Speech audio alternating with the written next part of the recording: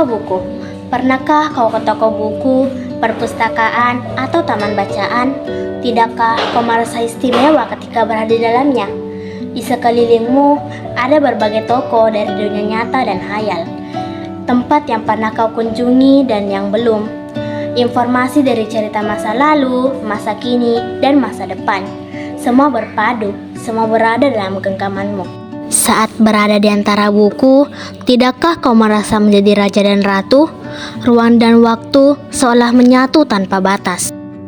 Kau bisa terbang melintasi sekat negara dan melewati berbagai zaman. Kau bisa menyelam ke dalam samudra, melayang di angkasa, bercanda dengan aneka satwa, dan berkelana di tengah padatnya kota, juga di rimba raya. Kau tahu, buku adalah jendela dunia, kunci pengetahuan, dan pintu wawasan. Muhammad Hatta sang proklamator berkata, "Aku rela di penjara, asalkan bersama dengan buku. Karena dengan buku, aku bebas." Melalui buku, manusia terbebas dari ketidakketahuan.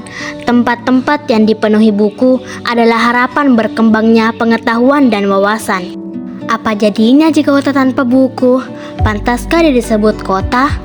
Di kota itu, mungkin kabar datang dari sumber lain, dari koran, televisi, atau internet.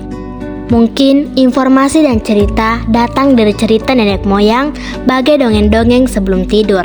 Irama warganya pun tiada beda. Bangun pagi, bertebaran di muka bumi untuk berbagai keperluan, untuk kembali pulang siang atau sore harinya. Setelah itu, mereka berangkat tidur dan memulai lagi hari berikutnya. Semua serupa. Di kota itu, mungkin ada bangunan bernama perpustakaan.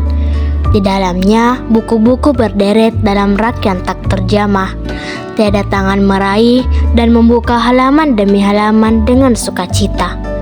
Mungkin juga ada tumpukan buku di sudut-sudut sekolah yang sepi dan berdebu. Jarang dikunjungi, jarang dibaca. Buku-buku di sana teronggok tanpa nyawa. Bagaimana dengan kotamu? Mungkin kau tinggal di tengah kota yang megah atau di gang sempit, di desa terpencil, di sisi pesisir, atau di kaki gunung. Adakah perpustakaan, taman bacaan, atau toko buku di dekat rumahmu? Jika ada, apakah tempat itu menjadi wadah berkumpulnya anak-anak dan warga, menjadi pusat perkembangan wawasan dan pengetahuan, atau hanya menjadi pajangan? Maukah kau menjadi orang yang menghidupkannya? Kau bisa mengunjunginya dan mengajak teman-teman membaca dan berbagi cerita di sana.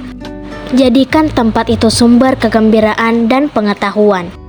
Jika tempat itu belum ada, maukah kau menjadi orang yang mulai menghadirkannya?